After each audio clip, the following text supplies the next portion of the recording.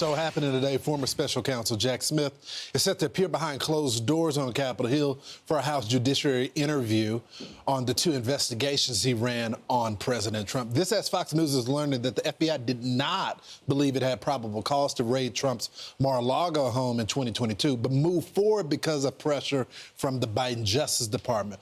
One official even said he didn't, quote, give a damn about the optics of the search. Here to discuss is House Judiciary Chairman Jim Jordan. Congressman, thanks so much for joining the program. I just want to read the email that we got into our newsroom. And this is the FBI over to the DOJ. Absent of a witness coming forward with recent information about classified on site, at what point is it fair to table this? It is time-consuming for the team and not productive if there are no new facts supporting PC. Probable cause. So the question is, if the Bureau didn't feel like they had probable cause, what judge signed off on a warrant to raid the house of the former president?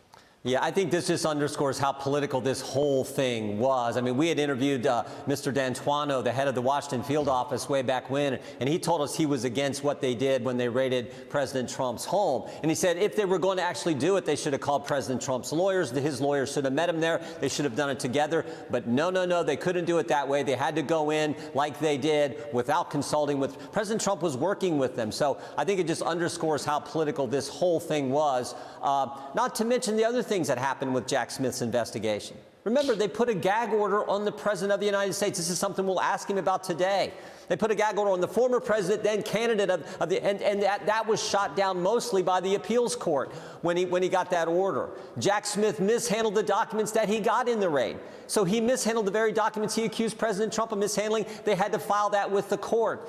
And of course, we know that one of his deputies was engaged in what I think you could probably call a bribe when he said to a defendant's counsel, "We didn't know you were a Trump guy.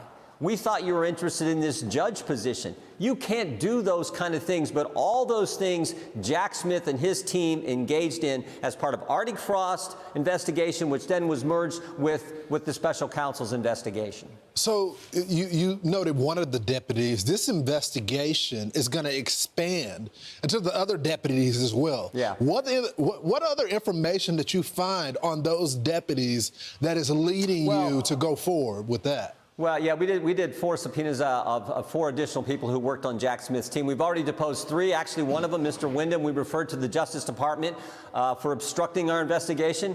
And we don't do that often. The facts have to be there. It has to be warranted. In this case, it was. So we've already deposed 3 of them. We got 4 more. Some of these people we're going subpoenaing today were the ones involved in signing the subpoenas that went to members of Congress, for example. I mean, think about this, Lawrence. The Speaker of the House, Kevin McCarthy, becomes Speaker of the House 10 days after he becomes the top Republican, second in line to the president. They subpoena his phone records for 2 years prior. They go away. They've been investigating for months and months and months, and they wait until he becomes Speaker of the House to go get his phone records from Election Day of 2020 until January 7th of 2020. They knew who the Speaker called, who called him, when the call took place, how long the call lasted, and if Kevin McCarthy initiated the call, they know where he was at when he did so. And they can pattern his entire life for those 2 months time frame. And he did that after he gets elected as the top Republican in our government. Again, I think underscoring that this was political, this was about going after the Republican Party, and most importantly, it was about going after our candidate for president, President Trump. This is why they couldn't find the pipe bomber, because they were spending all their time on this nonsense investigating elected officials instead of getting the real criminals out there. Congressman, we're going to be following today. Thanks so much for joining us this morning. You bet. Thank you.